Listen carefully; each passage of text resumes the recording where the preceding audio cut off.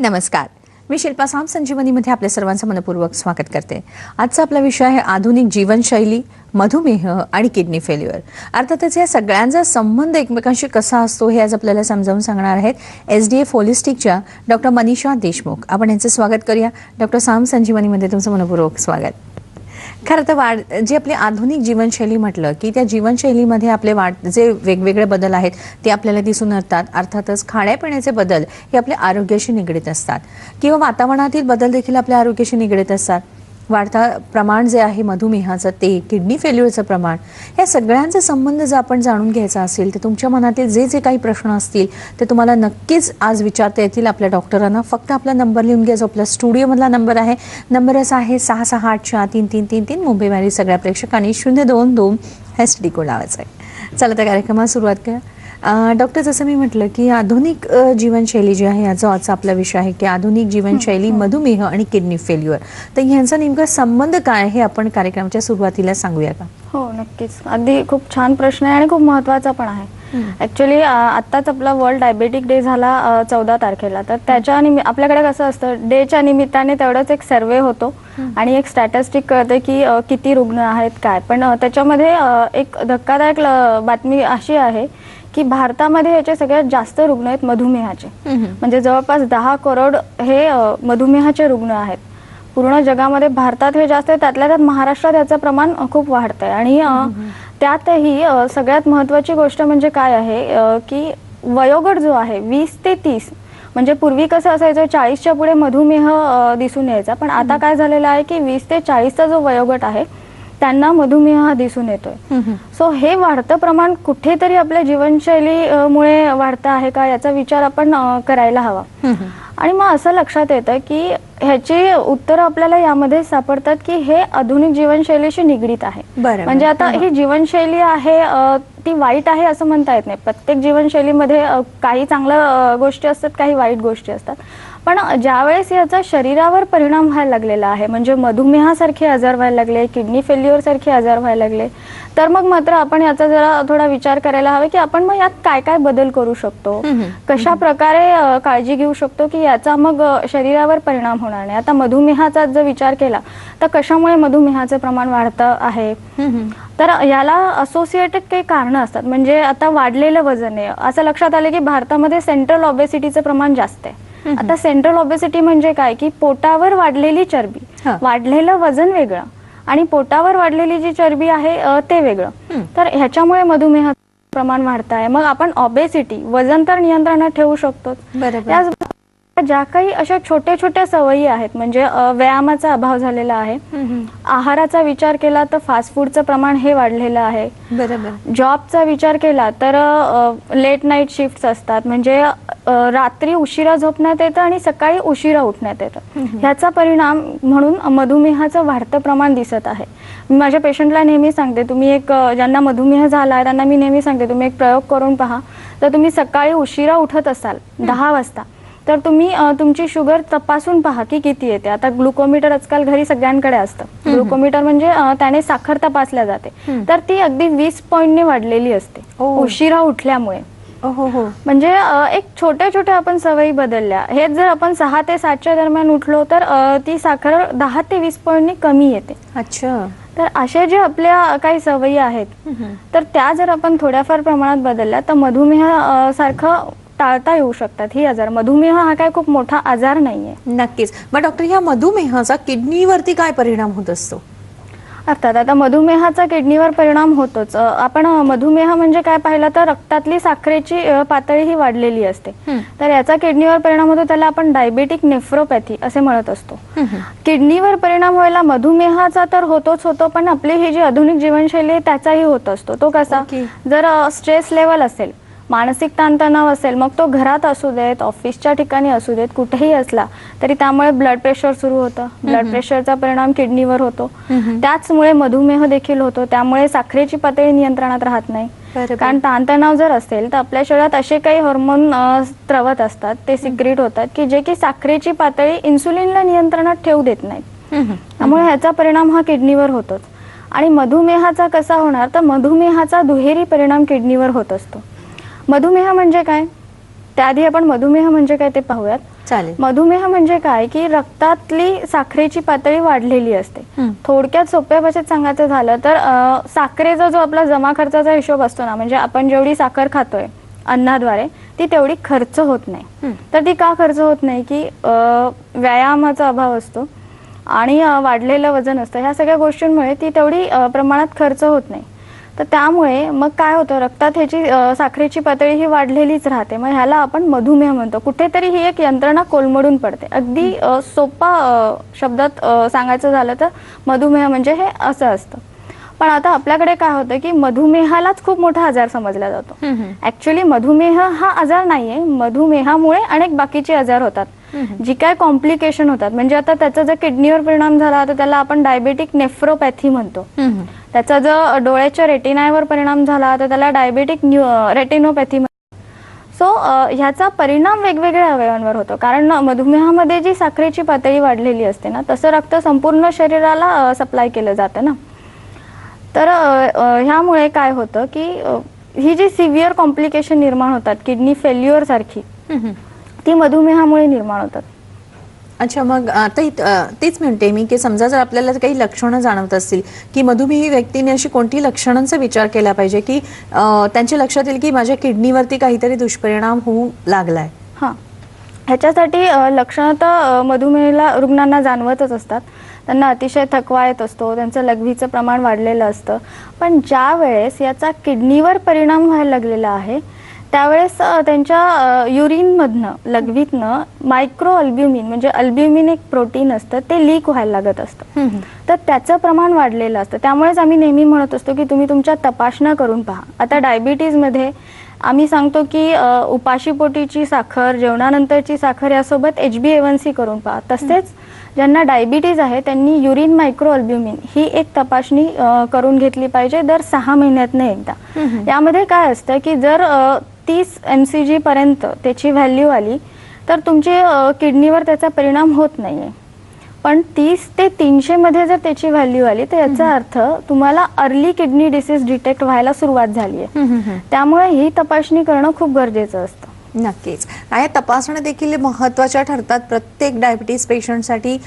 अर्थातच डायबिटीज पेशंटसाठी असं नाही, सामान्य रुग्णांनी देखील ह्याची नेमकी काळजी कशी घ्यावी याबद्दल पण जाणून घेऊया. कोणत्या तपासण्या आवश्यक असतात हे देखील आपण जाणून घेऊया. कार्यक्रमाचा पहिला फोन घेतोय आपण नाशिकहून. आपल्याशी संजय बोलतायत. हॅलो, नमस्कार. नमस्कार. नमस्कार, तुमचा प्रश्न विचारा सर.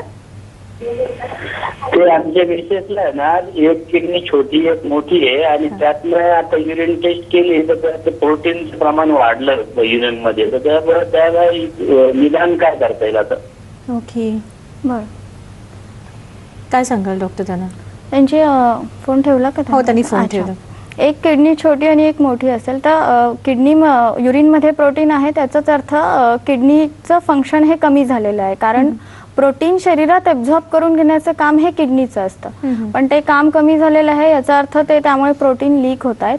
निदानाचाच विचार केला तर त्यांचे बाकीचे जे रिपोर्ट्स असतील सोनोग्राफीचे वगैरे त्याच्यावरनं आपल्याला कळेल की नेमकं काय प्रॉब्लेम आहे. किडनीची साईज छोटी आहे म्हणजे त्याला आपण हायड्रोनेफ्रोसिस असे म्हणत असतो. कधी कधी असते ते जन्मताच छोटी असते किंवा ज्या वेळेस किडनी फेल्युअर व्हायला लागतं. आता आपण पुढे किडनी फेल्युअरच्या स्टेजेस पाहणार आहोत. तर मग किडनीची साईजही कमी कमी व्हायला लागते. जसं किडनीचं काम हे कमी कमी होतं तशी किडनीची साईज ही कमी कमी व्हायला लागते.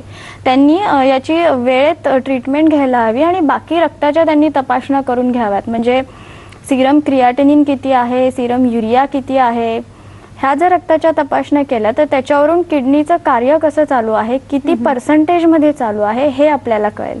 नक्कीच. म्हणजे ह्या ज्या तपासण्या आहेत ह्या तुमच्या मेसेजसाठी अतिशय महत्त्वाच्या अशा ठरणाऱ्या आहेत. कदाचित तुमच्या डॉक्टरने तुम्हाला सुचवलंच असेल, पण ह्या तपासण्या मात्र नक्की करून घ्या.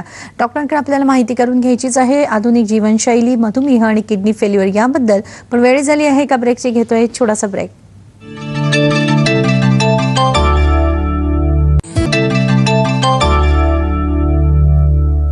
ब्रेकनंतर पुन्हा एकदा आपल्या सर्वांचं मनपूर्वक स्वागत. आज आपण माहिती करून घेत आहोत ती आधुनिक जीवनशैली, किडनी फेल्युअर आणि मधुमेह. अर्थातच या तिघांचा एकमेकांशी नेमका कसा संबंध असतो हे आज आपल्याला समजावून सांगत आहेत SDF होलिस्टिकच्या डॉक्टर मनीषा देशमुख. तुमच्या मनातील जे जे काही प्रश्न असतील नक्कीच तयार ठेवा, कारण आपल्या मनामध्ये मधुमेह म्हटलं की बरेच समज आणि गैरसमज असतात. याबद्दल आपण अधिक जाणून घेऊया. डॉक्टर, खरं तर तुम्ही मगाशी मधुमेहाबद्दल आम्हाला सोप्या भाषेमध्ये माहिती करून दिली, पण तुम्ही जी एक व्हिडिओ क्लिप आणले की जेणेकरून प्रेक्षकांना आपल्या चांगल्या पद्धतीने समजू शकेल, ती आपण पाहूया आणि त्याच्याबद्दल तुम्ही काय सांगाल? हो, इथे आपण ह्या व्हिडिओमध्ये आता बघूयात की मधुमेह म्हणजे अगदी सोप्या भाषेत नेमकं काय. आपण जे काही अन्न खातो आहोत त्या अन्नाचं रूपांतर साखरेत होत असतं, ग्लुकोजमध्ये. ठीक आहे, तर हे ग्लुकोज मग काय रक्तामध्ये साठून राहतं. ह्या ज्या पेशी आहेत, इन्सुलिन जे असतं ही चावी आहे आणि ह्या पेशींवर इन्सुलिन रिसेप्टर असतं. मग रक्तातनं ही साखर अशी पेशींमध्ये जाते.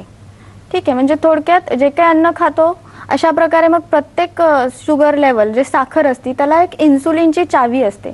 ती चावी याद्वारे उघडली जाते आणि मग रक्तातली साखर ही कमी होते व ती नंतर पेशींमध्ये आपल्या दैनंदिन कामासाठी आपण वापरतो. पण आता मधुमेह होतं म्हणजे काय होतं आहे की एकतर इन्सुलिन जे तयार होत असतं ते कमी प्रमाणात तयार होतं, म्हणजे आपली चावीच नाहीये, किंवा मग हे जे इन्सुलिन रिसेप्टर असतात ना ह्या पेशींवर दिसत आहेत, ते रिसेप्टर जे असतात ते ब्लॉक झालेले आहेत. ते कशामुळे ब्लॉक होऊ शकतात? ते वाढलेलं वजन असेल, फॅट सेल तिथे असतील तर अशा प्रकारे ब्लॉक होतं आणि मग शुगर लेवल हाय होते. तर यामुळे अशा प्रकारे हे अतिशय सिव्हिअर प्रॉब्लेम निर्माण होतात. हे पहा, आता हा शुगर साखर आहे, ती पेशींमध्ये जाण्यासाठी प्रयत्न करते पण तिकडे ब्लॉक आहे, त्यामुळे ती जाऊ शकत नाही आणि मग ती रक्तामध्ये अशा प्रकारे साठून राहते. खरं तर आता हे तुम्ही आम्हाला सांगितलं आहे, मला असं वाटतं की आपण हे जे व्हिडिओ बघितले त्याच्याद्वारे आपल्याला नक्कीच चांगल्या पद्धतीने हे समजलं असेल, आपण अशी आशा करूया. कारण हे जाणून घेणं महत्वाचं असं नाही का डॉक्टर, की मधुमेह होतो म्हणजे नेमकं काय होतं?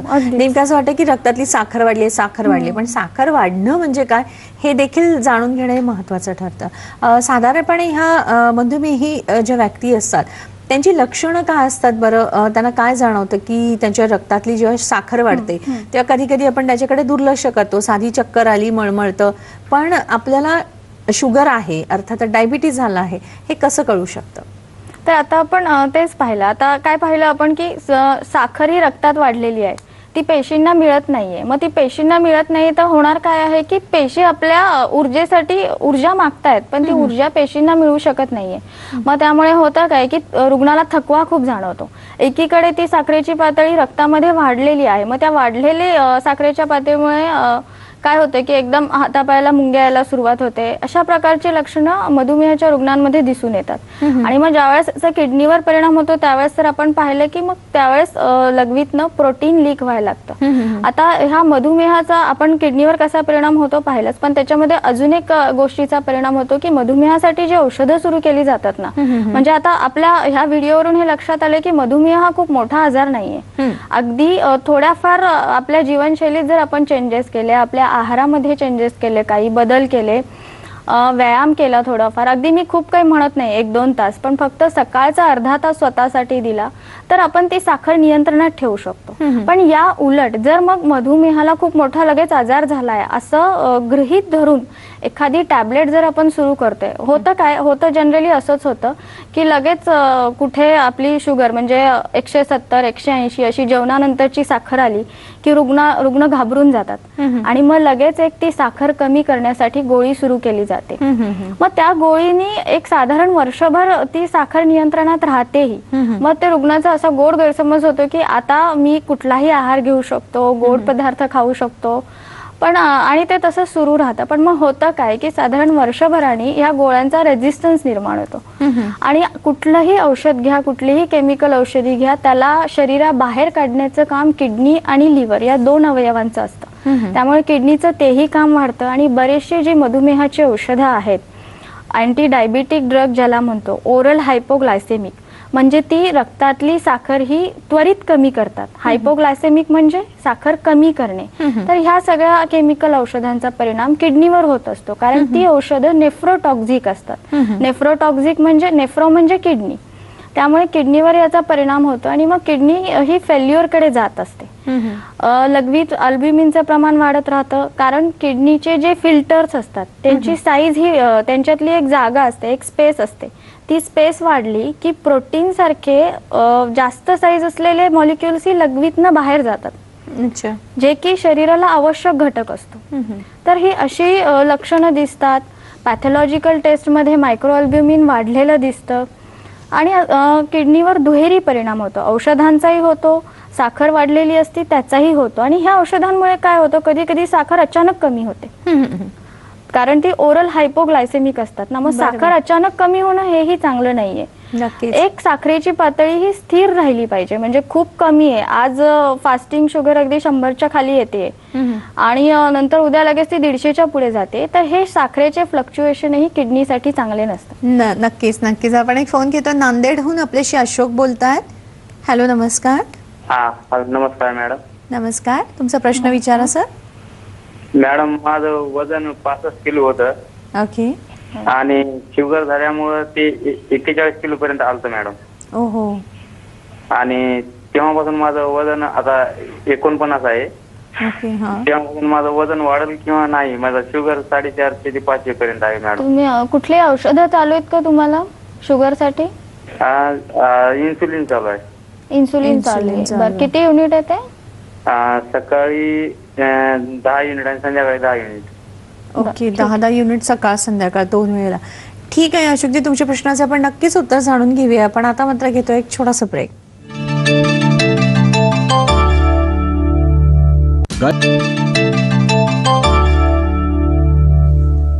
ब्रेकनंतर पुन्हा एकदा आपल्या सर्वांचं मनपूर्वक स्वागत. माहिती करून घेत आहोत आधुनिक जीवनशैली, मधुमेह आणि किडनी फेल्युअर. अर्थातच या एकमेकांचा बराचसा संबंध एकमेकांशी आहे. कसा आणि ह्याच्यावरती होलिस्टिक उपचार पद्धतींची मदत आपण कशी घेऊ शकतो हे आज आपल्याला समजावून सांगत आहेत SDF होलिस्टिकच्या डॉक्टर मनीषा देशमुख. ब्रेकवर जाण्यापूर्वी खरं तर अशोकजींनी जो प्रश्न विचारला त्या प्रश्नांचं आपण उत्तर जाणून घेऊया. त्यांची जी शुगर आहे ती 450-500 वगैरे वाढलेली असते. त्यांचं वजन देखील खूपच कमी झालं आहे. इन्सुलिन घेत आहेत सकाळ संध्याकाळ 10 काय सांगाल डॉक्टर आपण त्यांना? अगदीच. आता 400 शुगर असते त्यांची आणि 10 युनिट इन्सुलिन घेत आहेत. तर आपण हेच बोलतो एवढ्या वेळपासून की हा आजार नाहीये. म्हणजे आजार केव्हा बरा होतो औषधाने, तो आजार असेल तर. इथे आपल्याला त्याची कारणं शोधावी लागतात आणि ती कारणं कशी दूर होईल ते पाहावं लागतं. आता आमच्याकडे असे बरेच पेशंट येतात की ज्यांचं इन्सुलिन चालू असतं, अगदी ह्यांचं 2 वेळेस चालू आहे 10 युनिट. काही पेशंटचं 3 वेळेस चालू असतं 12 युनिट 18 युनिट इतक्या प्रमाणात ते घेतात. आणि एवढं करूनही ती शुगर 400 350 अशी आपल्याला दिसते. मग याचा आपण पाहिलंच की किडनीवर परिणाम होतो.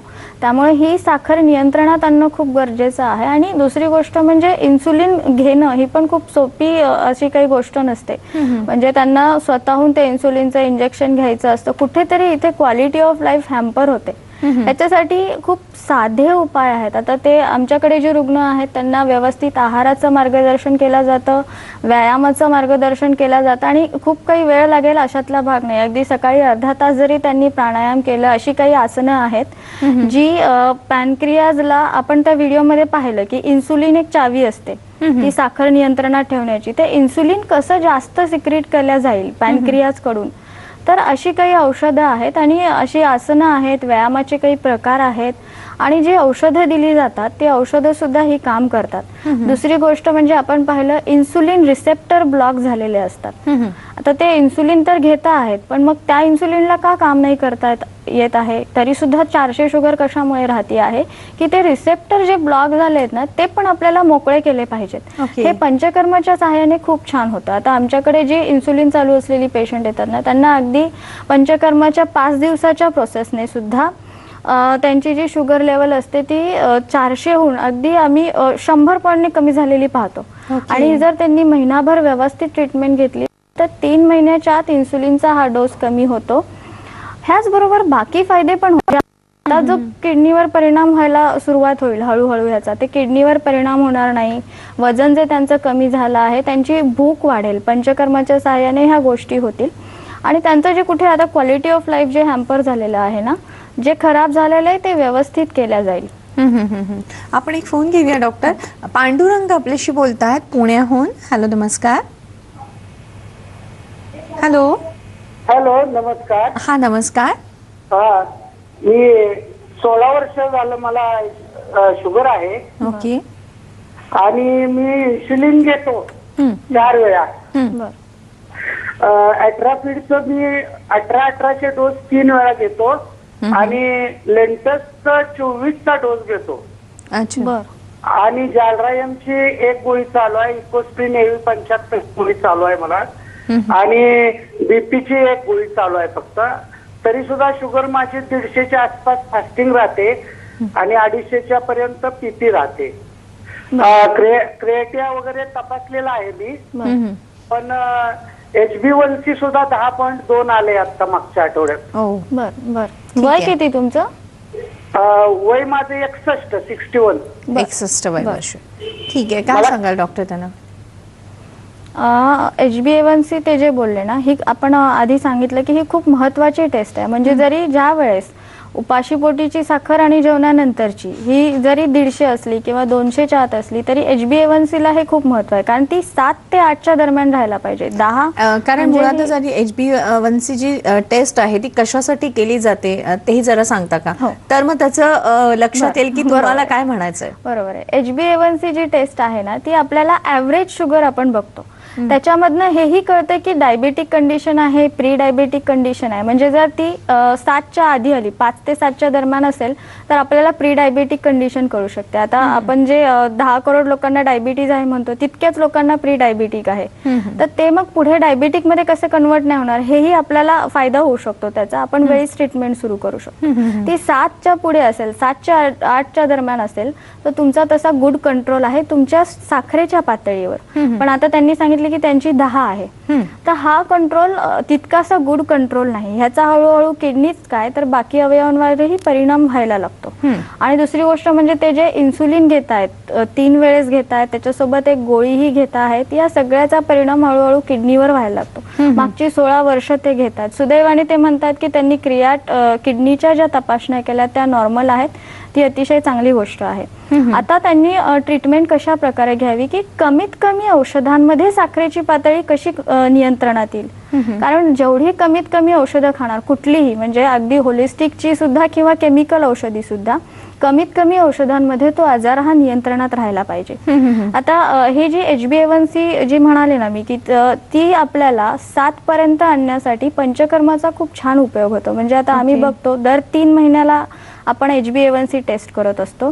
जर 10 ती असेल, 10, 9 किंवा 11, तर ती आम्ही 3 महिन्याच्या पंचकर्मामध्ये ती आम्ही 7 किंवा 8 वर आणू शकतो. ही ॲव्हरेज शुगर कमी करू शकतो. पंचकर्माने होतं काय की ते इन्सुलिन रिसेप्टर जे ब्लॉक झालेले असतात ना, ते मोकळे होतात. फॅट सेल कमी व्हायला मदत होते, वजन नियंत्रणात राहतं आणि एक शरीराची शुद्धी होते. म्हणजे जशी गाडीला कशी आपले सर्व्हिसिंगची गरज असते, तशी आपल्या शरीरालाही ती गरज असते. म्हणजे ते इन्सुलिन घेतायत, ॲटलिस्ट ते औषध घेतायत, ते काम करू शकेल. आज काय होतंय, इन्सुलिन जरी शरीरात जात आहे तरी ते तितकंसं काम नाही करू शकत. बरोबर बरोबर. आणि थोडेसे आहार आणि व्यायामाचं त्यांना व्यवस्थित मार्गदर्शन मिळालं तर हे नक्कीच त्यांचे इन्सुलिनचेही डोसेस कमी होतील आणि गोळ्यांचेही कमी होतील. नक्कीच. एक फोन घेऊया आपण. आनंद आपल्याशी बोलतात बीडहून. हॅलो, नमस्कार. हॅलो, नमस्कार, तुमचा प्रश्न विचारा सर. मॅम मी आनंद बोलतोय बीडहून. हा, बोला. मॅडम, मी 6 महिन्यापूर्वी माझी ब्लड शुगर टेस्ट केली होती.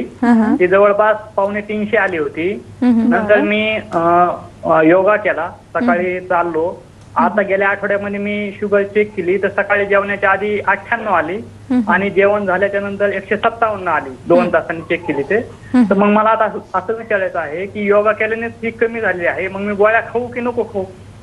अच्छा, ठीक आहे आनंद, तुमच्या प्रश्नाचं जे उत्तर आहे ते नक्की जाणून घ्या. कारण तुमच्या प्रश्न जो तुम्ही विचारला आहेत, असे मनात असणारे अनेक पेशंट्स असतील की शुगर आपली लेवलला येते असं म्हटल्यानंतर आपण गोळ्या खायच्या की नाही. जाणून घ्याव्या नक्कीच. डॉक्टरांकडनं पण घेता एक छोटासा ब्रेक.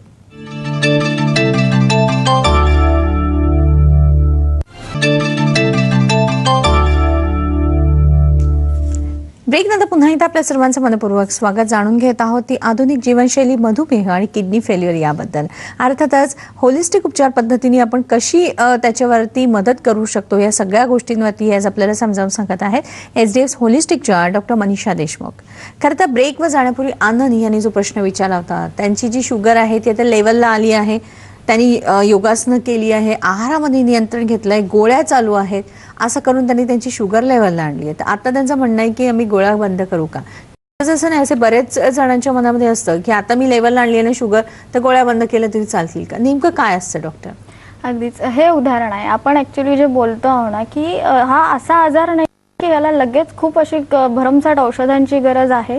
ते स्वतःहूनच सांगते मी फक्त योगा केला, व्यायाम केला, याच्यावर त्यांची शुगर 200च्या पुढे जी होती ती लगेच 100 पर्यंत आलेली आहे, हे ते स्वतः सांगतात. आणि अशीच माझ्याकडे बरीच उदाहरणं आहेत. आम्ही काय करतो, आम्ही हेच करतो, रुग्णाला व्यवस्थित आहार आणि व्यायाम कसा करावा याचं मार्गदर्शन करतो. याच्यासोबत थोडेफार होलिस्टिकचे मेडिसिन जर गरज असेल तर तेही.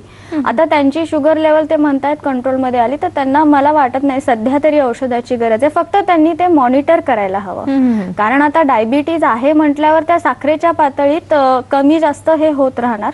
तर त्यांनी असं हे रेग्युलर ठेवावं. आहार व्यवस्थित असा जो त्यांनी आता ठेवलेला आहे, ज्याच्यामुळे त्यांची शुगर नियंत्रणात आलेली आहे, हे असं वेळेवर ठेवत जावं. आणि 1 महिन्याला सगळ्या तपासण्या करत जावं. 3 महिन्यातनं एकदा HbA1c करत जावं. कदाचित काय असतं, त्यांचं म्हणणं आहे की आता उपाशी पोटीची जेवणानंतरची कमी आले, पण HbA1c करून पाहावी.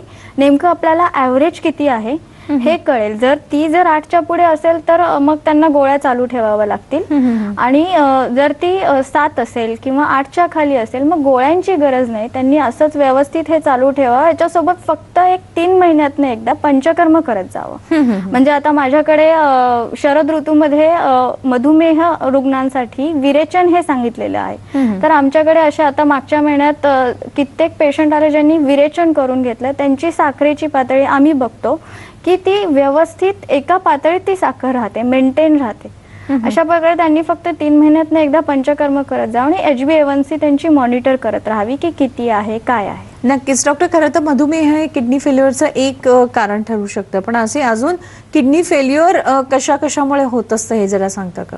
हो, आपण हे पण खूप महत्वाचा प्रश्न आहे. मधुमेह हे एक कारण आहे, याच्यासोबत ब्लड प्रेशर हे दुसरं महत्वाचं कारण आहे किडनी फेल्युअरचं. कारण किडनी आणि हृदय ही 2 अवयव मिळून ब्लड प्रेशर हे मेंटेन ठेवत असतात. तर ब्लड प्रेशर सतत हाय राहत असेल, सतत वाढलेलं राहत असेल तर याचा परिणाम किडनीवर होतो. याचबरोबर किडनी स्टोन सारखे आजार आहेत, पॉलिसिस्टिक किडनी आहे, नेफ्रॉटिक सिंड्रोम आहेत. ही जी किडनीचीच आजारं आहेत याचाही यामुळे देखील किडनी फेल्युअर होतं. याचबरोबर छोटे छोटे दुखण्यांसाठी आपण जे काही पेनकिलर्स घेतो, स्टिरॉइड्स घेतो, यांसारख्या केमिकल औषधांमुळेही किडनी फेल्युअर झालेलं दिसून येतं. आता किडनी स्टोनचा जर विचार केला तर किडनी स्टोन मध्ये सुद्धा पेन होतंय, दुखणं होतंय म्हणून पेन किलर खाण्यात येतात. ते तात्पुरतं ते पेन मारेल, म्हणजे ती लक्षणांसाठी तुम्ही औषध घेतलं तर लक्षणं बरी होतील, पण त्या आजाराचं मूळ कारण हे दूर होणार नाही. मग ह्याच्यामुळे काय होणार, हळूहळू किडनी फेल्युअर व्हायला सुरुवात होते.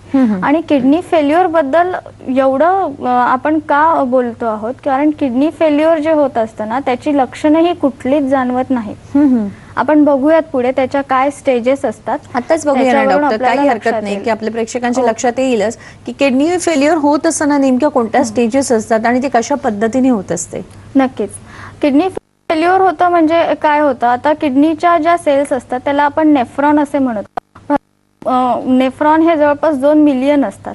पण किडनी फेल्युअर मध्ये होतं काय की हळूहळू ते नेफ्रॉनचं डॅमेज व्हायला सुरुवात होते. म्हणजे ह्याच्या 5 स्टेजेस असतात. ते अगदी एकदम होत नसतं किडनी फेल्युअर, 5 स्टेजेस मध्ये होतं. तर पहिल्या, दुसऱ्या, तिसऱ्या स्टेजेसमध्ये रुग्णाला दुर्दैवाने कुठलीच लक्षणं जाणवत नाहीत. आणि मग एकदम 4थ्या किंवा 5व्या स्टेजमध्ये ज्यावेळेस लघवीचं प्रमाण कमी झालेलं दिसून येतं, मग अशा वेळेस काय होतं, लघवीचं प्रमाण कमी झालं तर होणार काय की शरीरामध्ये पाणी साठलं जाईल. कारण शरीरातलं अतिरिक्त पाणी बाहेर काढण्याचं काम हे किडनीचं असतं. याचबरोबर किडनी जे विषारी द्रव्य बाहेर काढत असते, सिरम, क्रियाटिनिन आणि युरिया सारखी, ही सुद्धा रक्तात यांची पातळी वाढल्या जाईल. मग यामुळे होणार काय की उलटी, मळमळ यासारखी लक्षणे रुग्णाला जाणवायला लागतात. पण ही सगळी कधी 4थ्या किंवा 5व्या स्टेजमध्ये. पहिल्या 3 स्टेजमध्ये तर रुग्णाला काहीच जाणवत नाही. यामुळे हा आजाराची ही एक दहशत आहे. म्हणजे आता आपण बाकी आजारांचा विचार केला, आपण डायबिटीज बद्दल एवढा वेळ बोलतोय, त्याच्यामध्ये शुगर कमी जास्त झाली, साखरेची पातळी वाढली कमी झाली तर रुग्णाला कळणार आहे, त्याला लगेच ती लक्षणं जाणवणार आहे. पण किडनी फेल्युअरच्या स्टेजेसमध्ये कसं असतं, पहिले 3 स्टेजेस कळतच नाहीये. म्हणजे आता सिरम क्रिएटिनिनची नॉर्मल व्हॅल्यू असते 0.5 to 1.4. ठीक आहे, पण ती 2, 3, 4 अशी ज्या वेळेस असते ती पहिली स्टेज ते 3री स्टेज पर्यंत असते. पण रुग्णाला कळणार कधी आहे, ज्यावेळेस सिरम क्रिएटिनिन अगदी 6च्या पुढे जाईल. म्हणजे ज्यावेळेस पायावर सूज येईल अशी जी लक्षणे निर्माण होतील ना, त्यावेळेस रुग्णाला कळणार.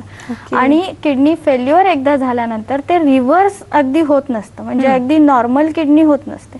आता समजा आपण हृदयाचा विचार केला, त्याच्यात ब्लॉकेजेस झाले तर ब्लॉकेजेस दूर करता येतील ऑपरेशननी. पण किडनी फेल्युअर मध्ये ज्या काही चिकित्सा आहेत, ज्या ट्रीटमेंट आहेत, त्याला अतिशय मर्यादा आहेत. म्हणून किडनी फेल्युअरवर सगळ्यात उत्तम ट्रीटमेंट जी काय असेल तर ती म्हणजे प्रिव्हेन्शन. होऊ नये म्हणून कशी काळजी घेता येईल. मग ते डायबिटीजमुळे होत असेल तर डायबिटीजमध्ये कमीत कमी औषधांचा वापर करून साखरेची पातळी नियंत्रणात ठेवणं. किडनी स्टोनमुळे होत असेल तर ते स्टोनसाठी पेनकिलर्स वगैरे हे जास्ती प्रमाणात न खाणं. कुठेतरी ह्याचा पुन्हा संबंध येतो की आपल्या शरीरातली चयापचय क्रिया. तर ह्याच्यामध्ये प्रिव्हेन्शन हे एक सगळ्यात उत्तम हाच एक उपाय आहे. म्हणून आपण किडनी फेल्युअर होऊ नये म्हणून याची काळजी घेतली पाहिजे. नक्कीच. आपण एक फोन घेतोय, पद्मावती आपल्याशी बोलतात पुण्याहून. हॅलो, नमस्कार. हॅलो, नमस्कार. नमस्कार. हा, माझं कोरेकर पद्मावती, हा, कोथरूड, पुणे. ओके. हा, आणि जेवणापूर्वीची शुगर सकाळी उठल्या उठल्या केली ती खूप असते आणि नंतरची जेवणानंतरची मात्र कंट्रोल मध्ये असते. हॅलो, हा हा, आम्ही पुण्याहून पद्मावती कोरेकर बोलतो. कळलं आम्हाला तुमचं जेवणापूर्वीची शुगर कळी, जेवणानंतरची पण कळी, असं का होतं असं तुम्हाला विचारायचंय का? हो. तुम्हाला काही औषधं सुरू आहेत का? तुमचा टीव्हीचा आवाज कृपया कमी करा ताई, आणि तुमचा प्रश्न जो आहे तो सलग विचारा. हा हा, आणि हॉलिबो M3 कमी करा. हा, मी हॉलिबो कमी करा नावाचं, हॉलिबो M3 ची गोळी मला चालू आहे. अच्छा. आणि माझ्या मिस्टरांचं पण असं आहे. अहो, तुम्ही करा ना कोण. काय माहितीये का ताई, तुम्ही तुमच्या झोपेच्या वेळा किंवा हे जरा सांगाल का? म्हणजे तुम्हाला आम्हाला कळेल की फास्टिंगची शुगर म्हणजे तुम्ही साधारण किती तास झोपता आणि त्याच्यानंतर आपण म्हणजे किती तासाचं फास्टिंग असतं आणि आपण शुगर टेस्ट करतो. सकाळी 6 पर्यंत झोप चांगली होते, निवांत होते झोप माझी. किती वर्षांपासून आहे तुम्हाला ही शुगर? 5 वर्षापासून आहे. बरं, आता वय किती आहे? वय माझं 66 आहे. ठीक आहे. 66 आहे. आणि ठीक. हा, त्यांचा फोन कट झाला आहे. काय सांगाल डॉक्टर त्यांना? तेच त्यांनी जे औषध सांगितलंय, ह्या औषधांमुळे काय होतं की साखर एकदम कमी होत असते आणि कधी कधी एकदम वाढते. तर ह्या औषधांचा हा परिणाम असतो. ह्याच्यासाठी आपण एवढ्या वेळचं हेच सांगतोय की औषध घेऊन तेवढ्यापुरतं ते लक्षण ठीक करणं हा उपाय नाही आहे. त्याच्यासाठी ते मूळ कारण जे आहे ते दूर करायला हवं, आणि हे अगदी छोट्या छोट्या कारणांनी करता येतं. आता आपण जे बोललो की सकाळी जर लवकर उठलं तर फास्टिंग शुगर जी असते उपाशी पोटीची ती कमी आपल्याला दिसून येते.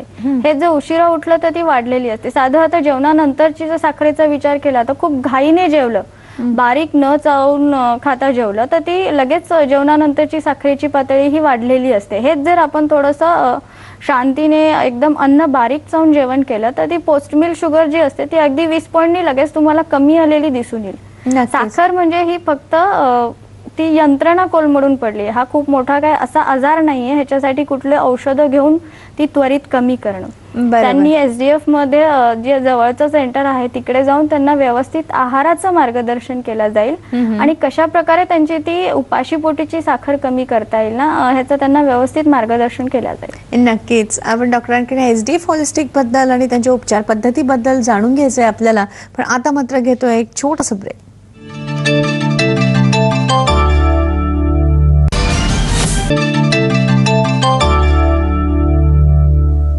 ब्रेकनंतर पुन्हा एकदा आपल्या सर्वांचं मनपूर्वक स्वागत. माहिती करून घेत आहोत की आधुनिक जीवनशैली, मधुमेह आणि किडनी फेल्युअर याबद्दल. एसडीएफ होलिस्टिकची उपचार पद्धती आपल्याला कशी मदतगार ठरू शकते समजावून सांगत आहेत एसडीएफ होलिस्टिकच्या डॉक्टर मनीषा देशमुख. डॉक्टर, खरं तर आतापर्यंत आपण बरीच माहिती करून घेतलेली आहे. तर मुळातच ही उपचार पद्धती जी आहे की आधुनिक उपचार पद्धतीमध्ये असं म्हणता येणार नाही, पण आयुर्वेदामध्ये औषधं करून, संशोधन करून जी आपण एसडीएफ होलिस्टिक उपचार पद्धती विकसित झालेली आहे याबद्दल जरा सगळ्या प्रेक्षकांना माहिती करून द्या ना. हो, नक्कीच. एसडीएफ होलिस्टिकमध्ये जी उपचार पद्धती आहे ती तिच्यामध्ये एक संपूर्ण उपचार पद्धती आपण याला म्हणू शकतो, कारण यामध्ये सगळ्या गोष्टींचा आम्ही विचार करतो. म्हणजे आता किडनी फेल्युअर झालेलं आहे तर त्याची कारणं काय, मग त्या कारणांचं कशी ती दूर करता येतील. आता डायबिटीज जर कारण असेल तर मग ती साखर नियंत्रणात कशी आणता येईल कमीत कमी औषधांमध्ये, पंचकर्मच्या सहाय्याने. ती औषधांचा किडनीवर परिणाम नाही होणार ह्याची कशी काळजी घेता येईल. मग यामध्ये पंचकर्म आहे आणि ऑर्गॅनिक मेडिसिन आहे. ऑर्गॅनिक मेडिसिन ते तेवढ्याच इमर्जन्सीमध्येही काम करतं. म्हणजे आतापर्यंत कसं होतं की आयुर्वेदिक असेल तर ते इमर्जन्सीमध्ये काम करणार नाही, पण आमच्याकडे आम्ही ज्यांना डायलिसिस सांगितलं गेलेलं आहे, किडनी फेल्युअर झाल्यावर जी ट्रीटमेंट करतात डायलिसिसमध्ये काय केलं जातं की रक्त हे गाळल्या जातं, म्हणजे फिल्टर केलं जातं. जी विषारी द्रव्य रक्तामध्ये साठलेली आहेत ना किडनी फेल्युअर झाल्यामुळे, तर ती विषारी द्रव्य गाळणी पद्धतीने फिल्टर करून ही बाहेर काढल्या जातात. पण मग किडनीची बाकीची जी कामं आहेत, म्हणजे HB मेंटेन करणं काम असतं, रक्त वाढी करणं, त्यानंतर ब्लड प्रेशर मेंटेन ठेवणं, कॅल्शियम मेटाबॉलिझम, ही जी किडनीची कामं आहेत ती कामं यामध्ये होत नाहीत. तर होलिस्टिक ट्रीटमेंटमध्ये या सगळ्याचा विचार केला जातो. म्हणजे डायलिसिस तर हळूहळू कमी केल्याच जातं, कारण डायलिसिसमुळे काय होतं, दिवसेंदिवस रुग्णाची प्रकृती ही खालावत जाते. आता आम्ही बघतो की डायलिसिसच्या आधी तरी रुग्णाला लघवीचं प्रमाण हे असतं. किडनी फेल्युअर जरी झालं असेल तरी लघवीचं प्रमाण थोडंफार प्रमाणात असतं, पण ज्यावेळेस एकदा डायलिसिस सुरू होतं, म्हणजे काय होतं की किडनीचं काम एक मशीनद्वारे केलं जाते, तर मग ते लघवीचं प्रमाण हळूहळू त्यानंतर अजून कमी होतं. तर मग उपचार कसे केले पाहिजेत की किडनीचंही फंक्शन वाढवलं गेलं पाहिजे, त्यानंतर मग डायलिसिसची फ्रिक्वेन्सी हळूहळू कमी केली गेली पाहिजे. तर होलिस्टिक उपचार पद्धतीमध्ये मग आहाराचं व्यवस्थित मार्गदर्शन केलं जातं. म्हणजे आता ज्यांचं डायलिसिस सुरू आहे त्यांना वेगळ्या पद्धतीचा आहार द्यावा लागतो, त्यांना थोडंसं प्रोटीन डाएटचा विचार करावा लागतो, कारण डायलिसिसमध्ये प्रोटीन लॉस होत असतो. आणि ज्यांचं डायलिसिस सुरू नाहीये त्यांच्यासाठी वेगळ्या पद्धतीचा आहार. तर अशा प्रकारे याचा विचार करावा लागतो. अच्छा, ठीक आहे. डॉक्टर, जे एसडीएफ होलिस्टिक तर्फे जे अभियान राबवले गेलं आहे, डायलिसिस मुक्त भारत अभियान, या अभियानाबद्दल जरा सांगा ना. हो, नक्कीच. आता आपण हे अभियान का राबवतो आहे, कारण की आपण पाहिलं की किडनी फेल्युअर जे होत असतं ते किडनी फेल्युअर एकदम होत नाही आणि एकदम उशिरा कळतं झाल्यावर, त्याची लक्षणंही जाणवत असतात. मग आम्ही अभियान कशामुळे राबवत आहोत की लोकांमध्ये एक जागरूकता निर्माण व्हावी की किडनी फेल्युअरची नेमकी कारणे काय आहेत, मग ती कशी आपल्याला टाळता येतील, त्यानंतर किडनी फेल्युअर झाल्यानंतर कशा प्रकारे उपचार घेता येतील जेणेकरून रुग्णाचं क्वालिटी ऑफ लाईफ वाढेल.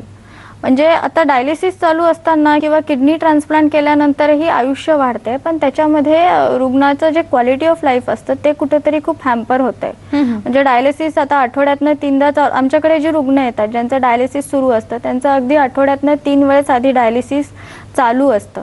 त्यांची क्रिएटिनिन लेवल जर पाहिली तर ती अगदी 6च्या पुढे गेलेली असते डायलिसिस चालू असतं म्हटल्यावर. पण मग डायलिसिसमुळे जो प्रोटीन लॉस होतो त्याने दिवसेंदिवस तब्येत अजून खालावत जाते. मग आम्ही या स्टेजला ट्रीटमेंट सुरू केल्यानंतर होलिस्टिक जी उपचार पद्धती ती आम्ही सुरू करतो आणि पंचकर्म आणि ऑर्गॅनिक मेडिसिनच्या सहाय्याने एक साधारण 3 महिन्यामध्ये रुग्णाने जर तशी साथ दिली, साधारण 3 महिन्यामध्ये आम्ही त्यांचं डायलिसिस कमी करत नंतर हळूहळू ते बंद करतो. मग होतं काय की किडनीचं फंक्शन हे नैसर्गिकरित्या सुधारलं जातं.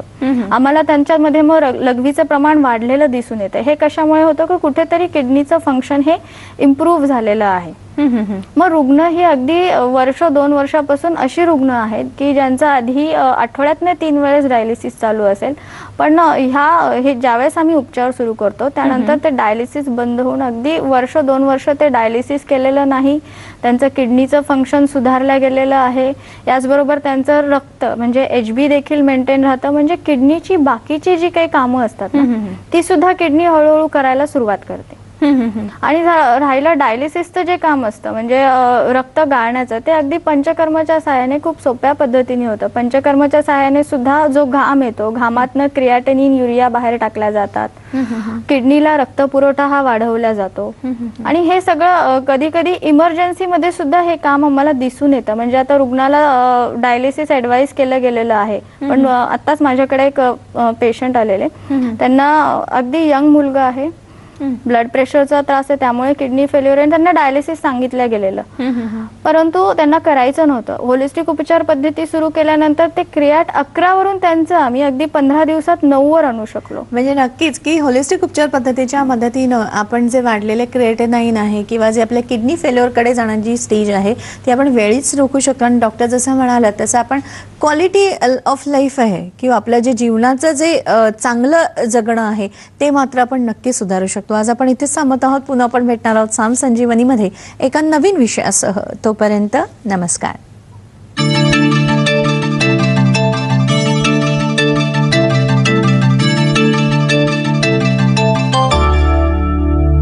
सहप्रायोजक चिकित्सा वेलनेस. गुडघेदुखी, कंबरदुखी आणि मानदुखीला करा बाय बाय बाह्य उपचाराने.